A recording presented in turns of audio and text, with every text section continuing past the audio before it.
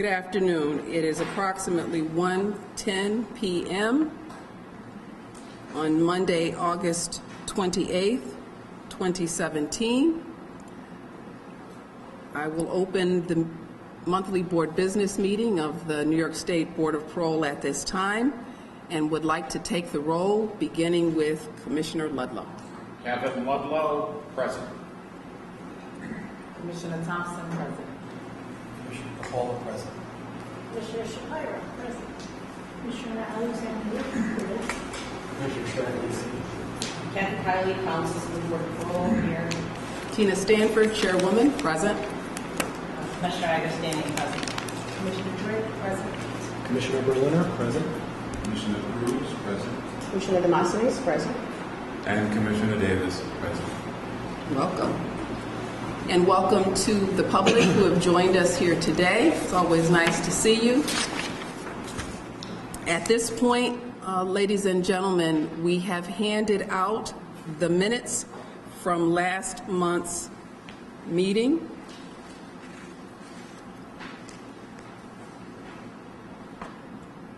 And I misspoke at the beginning. I was reading off of the minutes, thinking it an agenda. Today is, of course, September 25th of 2017. You have the minutes in front of you for August 28th of 2017, and accepting those who were not present, I'd be happy to receive a motion from someone who was present regarding the minutes.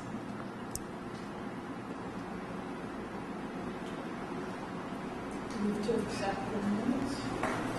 A motion has been made by Commissioner Alexander to accept the minutes. Is there a second? Second. Second by Commissioner Berliner. Are there any questions?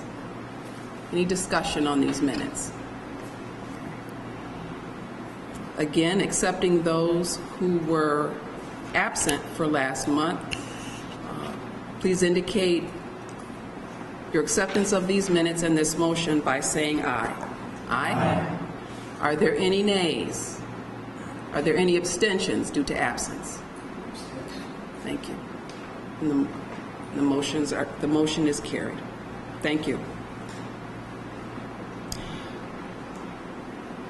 Continuing on the old business of training, I want to thank you all for making yourselves available in the time since August 28th for one-on-one training on our new regulations. I've been informed by counsel's office that I believe most all of us have done that. Is that correct, counsel? Correct. Thank you.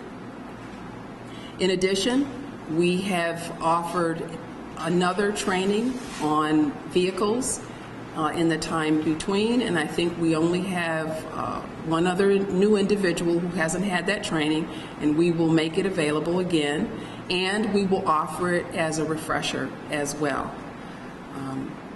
This is an exciting time for us. We're getting new video equipment. It was recently installed. We hope that it will operate well, and once we are up and running on our new equipment in the Albany office, to join the new equipment in the Buffalo office, and new equipment hopefully that will be coming to the New York office, we should have no trouble connecting by video for the purpose of future meetings. So that you won't have to necessarily travel to Albany on your days that you're not busy doing board interviews for the purpose of additional training. But we do have a robust training schedule. As I've notified you many times in the past, I typically try to schedule the trainings for Thursdays because Friday is Victim Impact Day around the state. Monday, I know many of you are traveling to get to your boards, and of course Tuesday and Wednesday are largely consumed with board interviews. So that's why Thursday typically works. It's worked for us historically, but if for whatever reason, vacation, illness, you're unable to attend a training that's on Thursday, we will always try to make arrangements for follow-up for those who may have missed it. And I would like to have an update, please, on our regulations as part of our old business as well. Well, I'm pleased to announce that actually The regulations are going to be published in the State Register on Wednesday, which is September 27th. They will be effective that same date, so be mindful of that. It will be, like I said, in the State Register. I have no control over whether it's going to be picked up by any newspaper or anything of that nature, so, but it will be there in the State Register on Wednesday and effective that same date. Okay.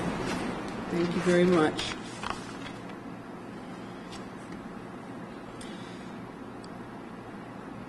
I don't have any other old business to continue, so at this point, we'll move into our new business.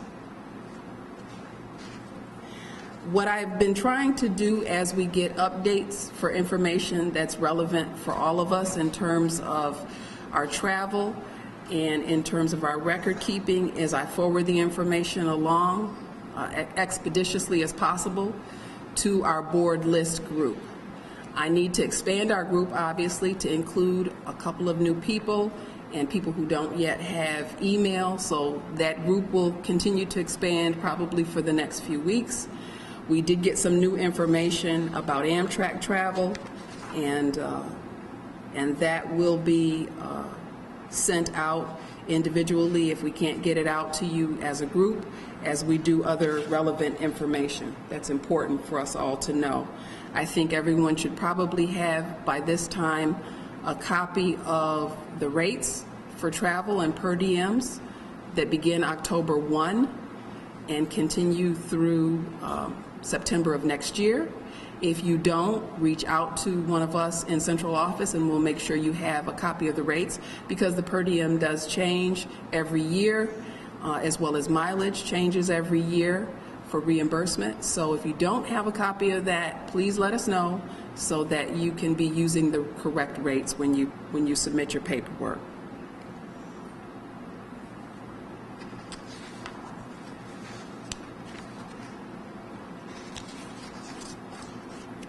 Is there any other new business that anyone would like to bring to the attention of the board at this time? Okay. I do have some correspondence to share. Those of you who were with us last month recall that that was the last official meeting for Commissioner Julie Smith. She is finishing her days with the board this month and using well-deserved vacation time. She sent us a note. She said, "Dear fellow members and staff of the Board of Parole, you certainly know how to make a person feel special. Regards, Julie.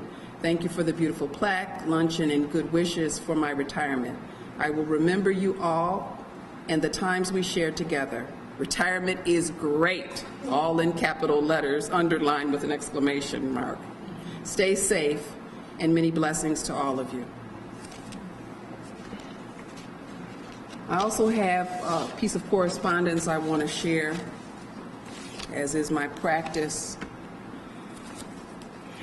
This came from a gentleman at Otisville, and he addressed it to Commissioners Sharkey and Krangle. I don't know, I think you might have gotten a copy of this in the mail. On August 1st, 2017, the subject is gratitude. It was dated August 5th of 2017. On August 1st of 2017, I sat before you for my 7th parole hearing, which was my 11th appearance. After doing 33 years in prison, it seems as if I would never be released. However, I and my family remained hopeful.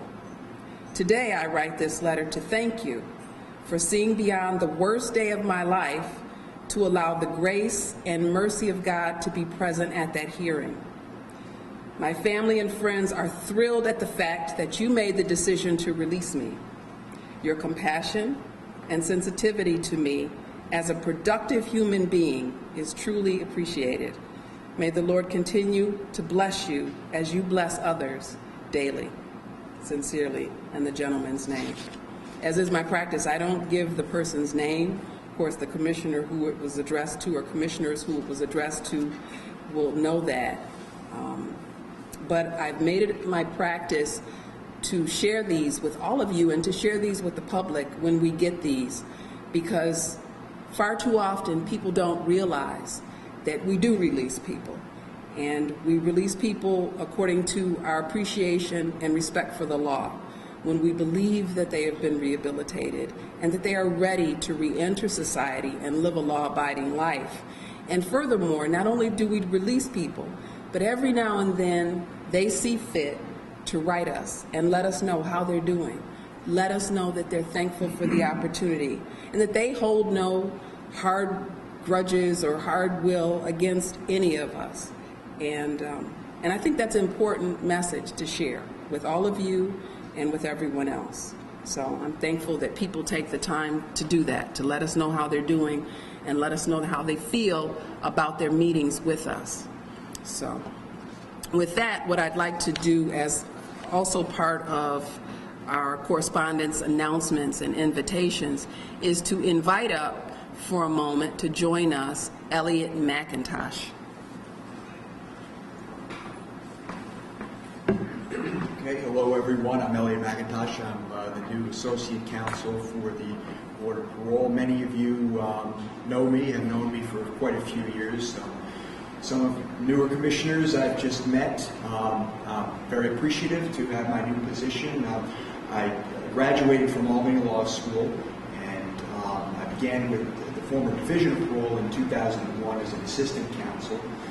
Spent over a decade doing that, and spent a few years as an administrative law judge. Still doing some revocation hearings until there's a replacement for me. But right now, I'm happy to be in my new position, and just want to remind you that, and I know this certainly goes for Kathy as well, we're here for you. So if you have any questions at any time about anything, don't hesitate to ask us. Thank you. Thank you, Elliot, and welcome. Now I'd like to invite a brand spanking new person, just started today, in fact, Ms. Rocio Villa. Hi, good evening.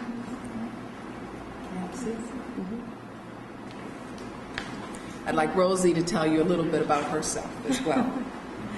Okay, my name is Rocio.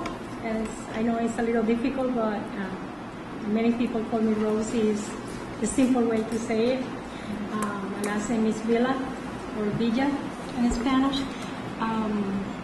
I was working for the Office of Victim Services since September 14, 2000, and I was there for 15 years. And What was your job title?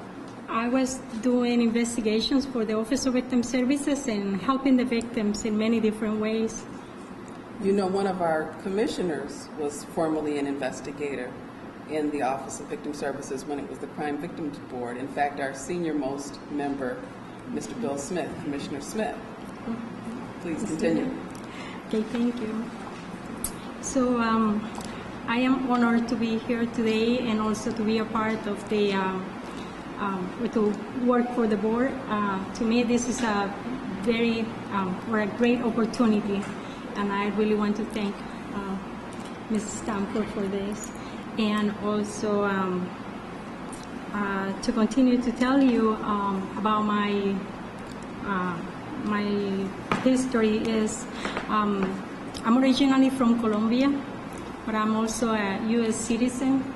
I was living in Gowanda for 2 years. I was working at the Gowanda Correctional Facility as an offender rehabilitation coordinator, and I was able to experience and also to gain a lot of, I would say, expertise in many different ways,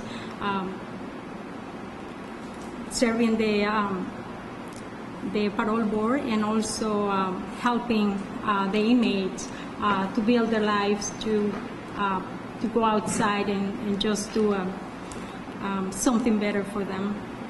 I'm sorry that I'm a little nervous today. Tell us a little bit about your educational background and the languages that you're fluent in, please. Yeah, I went to a school in Kiev, Ukraine. I was raised and born in Colombia, and at the age of 19, I got a scholarship, and I was sent to Kiev, Ukraine. That was my opportunity to get my education because my family didn't have all the resources at the time. So I took the opportunity and I went to school in Kiev.